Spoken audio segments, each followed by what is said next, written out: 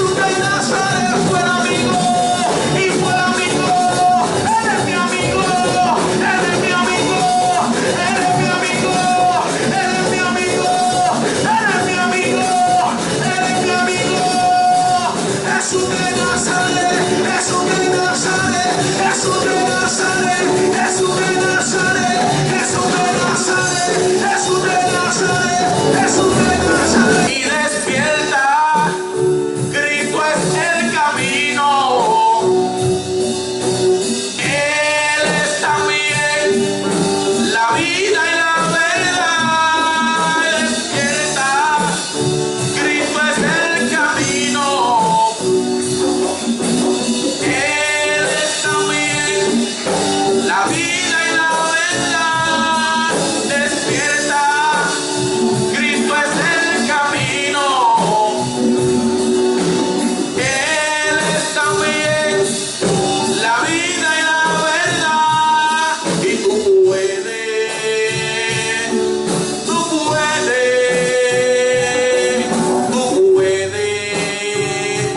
caminar. Predicamos bajo el tema, el hijo se parece a su padre. Es algo lógico, ¿verdad? Que cada uno de nosotros somos hijos. Tú, al igual que yo, aunque no tengas tus padres con vida, somos hijos. Y también muchos de nosotros somos padres. Y yo, ¿verdad? Le doy gracias a Dios por la madre que puso, ¿verdad? Mi mamá Maribel Allende, que está en medio de nosotros. Yo doy gracias a Dios por ella, por la madre hermosa que tengo. Y también puedo dar gracias a Dios porque puedo ser padre. Y esto no lo tenía escrito, pero vino a mi corazón en esta hermosa noche. ¿Por qué yo tengo que dar gracias a Dios porque soy padre? Porque muchas veces nosotros, ¿verdad? Como seres humanos tenemos unas proyecciones, unas cosas que queremos emprender o queremos hacer.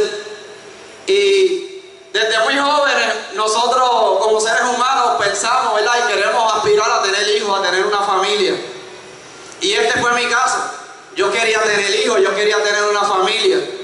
Pero en cierta ocasión yo le puedo testificarle que surgieron algunos problemas para yo poder tener hijos. No por mi parte, sino por parte de mi esposa. En julio, precisamente, julio 3 del 2009, yo y mi esposa concebimos nuestro primer hijo, lo cual se llamaba Daniel.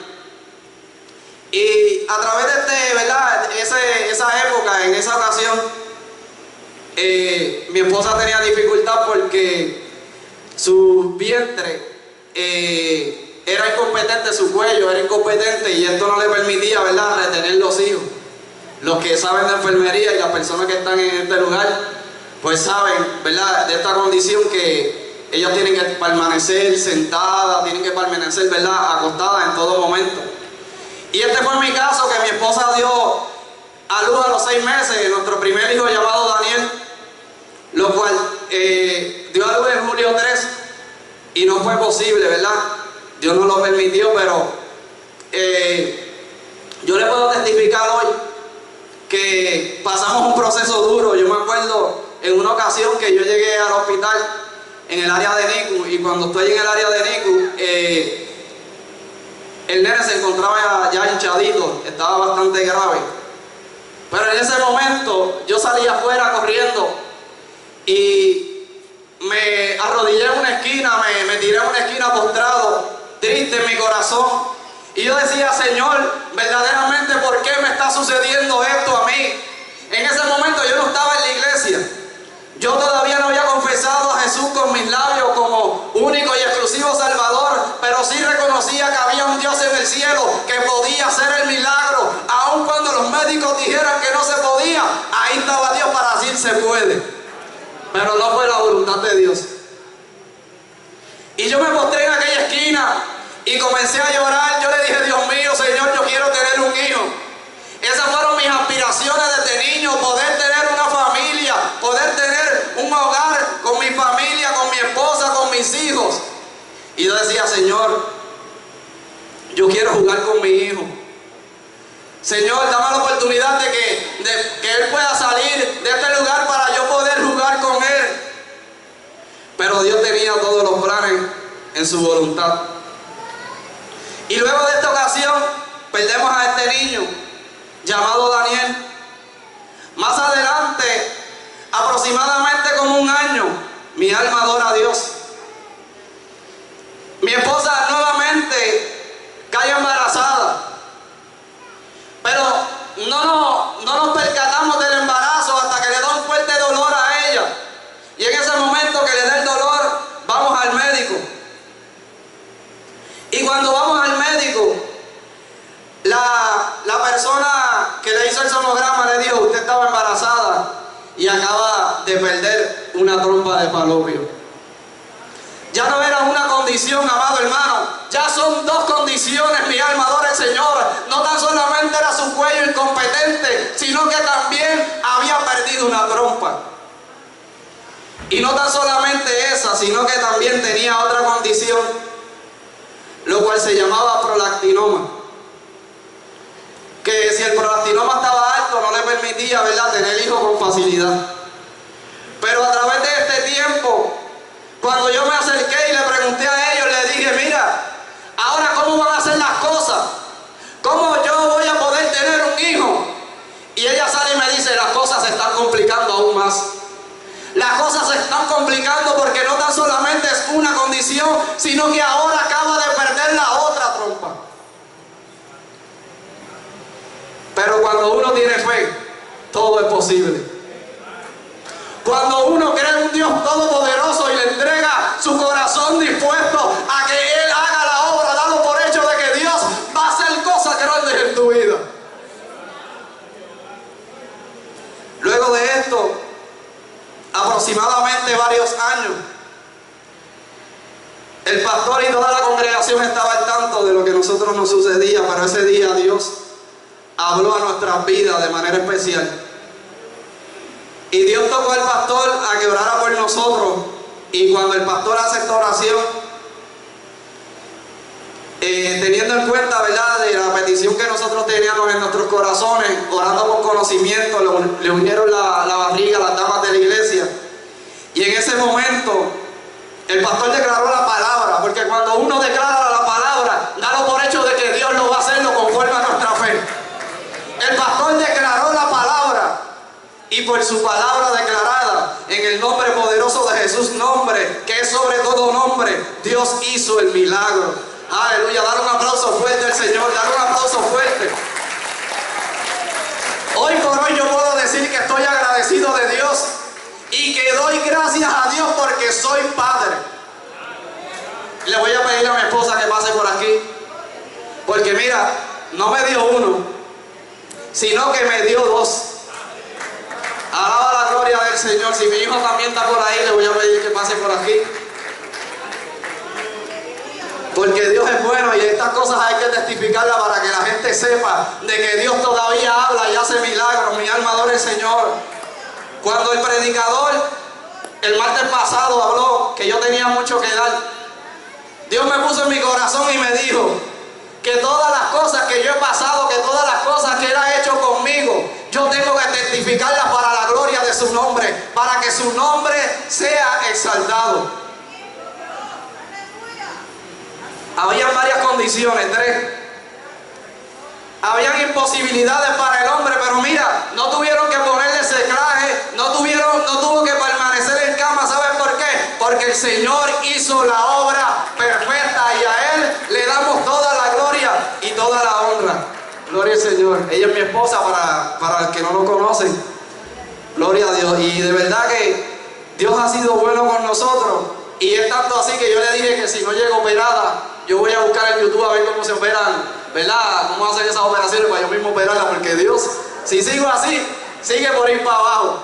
Mi alma adora al Señor. Dios es bueno y para siempre es su misericordia. Por esto yo doy gracias a Dios, porque Él me hizo padre. Aleluya. Una de las grandes comparativas que realiza el ser humano cuando nace un niño es buscarle parecido a este niño. ¿verdad? Nosotros como seres humanos lo primero que buscamos es el físico. Para saber, no, se parece a su madre, esa nariz es de su padre, esa nariz es de fulano de tal, que es el tío. Y con esta comparativa nosotros empezamos, ¿verdad?, a traer esta comparación para buscarle parecido al hijo con su padre o con algún familiar. Ese es el primer punto, el punto físico. Pero el segundo es los gestos. A veces, ¿verdad?, por los gestos, no, mira, se ríe igual que el pai, hace esto igual que el pai. ¿Sabes? Todas estas comparativas nosotros las traemos como seres humanos. ¿Para qué? Para identificar el hijo con el padre. Pero una de las que me llama la atención es las acciones de los hijos. ¿Sabes por qué? Porque lo físico se puede parecer a ti, en los gestos también se puede parecer a ti, pero en lo que yo quiero enfatizar en esta hermosa noche es en las acciones que el hijo hace respecto a su padre. ¿En qué se parece el hijo con las acciones a su padre? Y me llamó la atención una historia que queda registrada en Juan capítulo 5, en Juan capítulo 5, ¿verdad? Una historia muy interesante.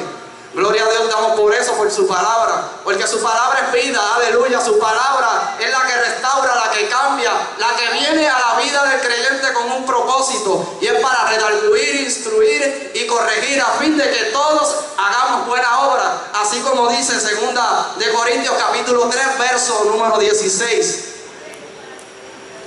Oye, yo quiero dar énfasis a este capítulo 5. Y este libro fue escrito por Juan, ¿verdad?, uno de los discípulos de Jesús. Y este libro fue escrito a los gentiles, a aquellas personas que no eran del pueblo de Dios, conocido como Israel. A cada uno de nosotros somos los gentiles. Y esta historia me llamó la atención porque Jesús, pareciéndose al Padre, accionó. Y se dice que había una fiesta en Jerusalén. Y conforme a la costumbre y a lo que el Padre había establecido a través de Jesús, Jesús llegó a Jerusalén con el propósito de ser partícipe de esta fiesta.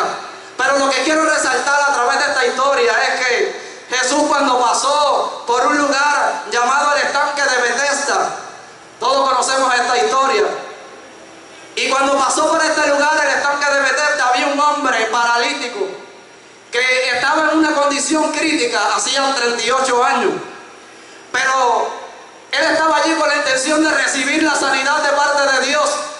Él estaba allí con la intención de que el ángel descendiera, y cuando el ángel descendiera, que se calmaran las aguas, conforme a como dice la Escritura, cuando cesaran las aguas, ocurría el milagro. Pero este hombre, como tenía esta necesidad que no podía caminar, muchas personas se adelantaban para recibir el milagro. Y ya él llevaba en esta condición aproximadamente 38 años. Pero pasó Jesús por aquel lugar. Pasó Jesús por aquel lugar, aleluya. Qué lindo cuando Jesús pasa por nuestra vida.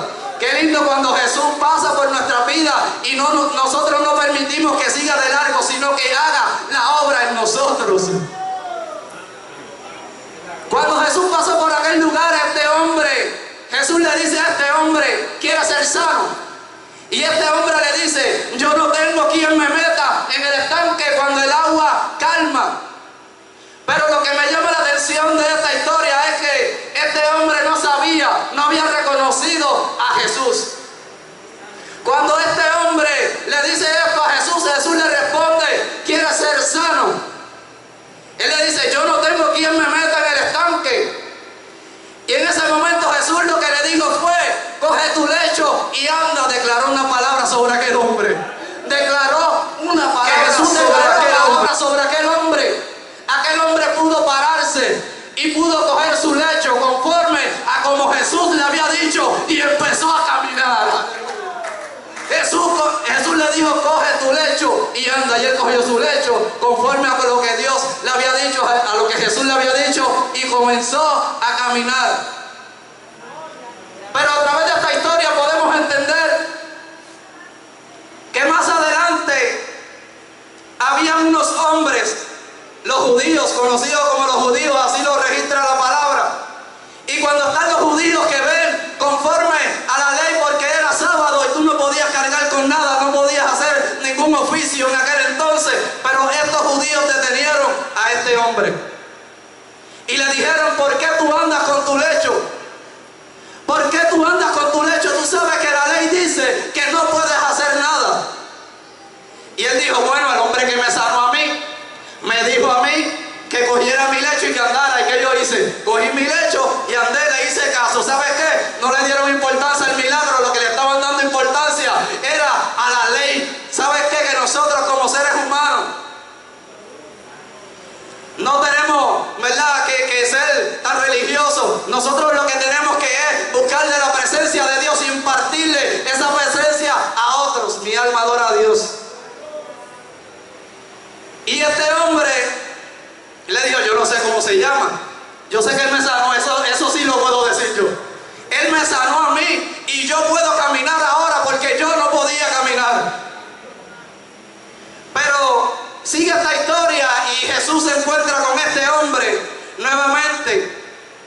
Y cuando Jesús entra al templo, le dice a este hombre, conforme a como Dios había puesto en su corazón, a las acciones que Dios había puesto en él, le dice: tus pecados te son perdonados. Tus pecados te son perdonados, no peques más y vete. ¿Y sabe lo que hizo este hombre? En vez de estar agradecido de lo que Dios había hecho con él, en vez de estar agradecido de lo que Jesús había hecho con él, fue y buscó a los judíos, porque parece que lo habían amenazado, gloria a Dios. Y llegaron los judíos allí a persuadir a Jesús, porque Jesús le había dicho a aquel hombre que cogiera su lecho y que andara, y ellos no querían que se quebrantara la ley.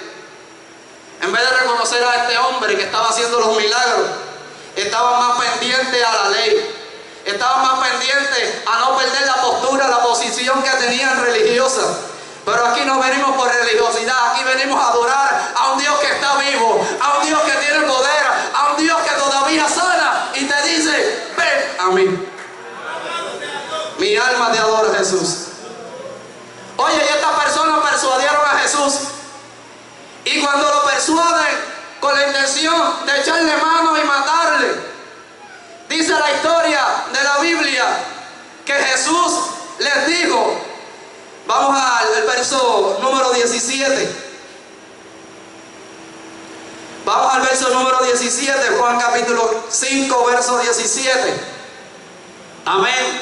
Esto es para propósito de los amigos que están en medio de nosotros. Pueden mirar el proyector.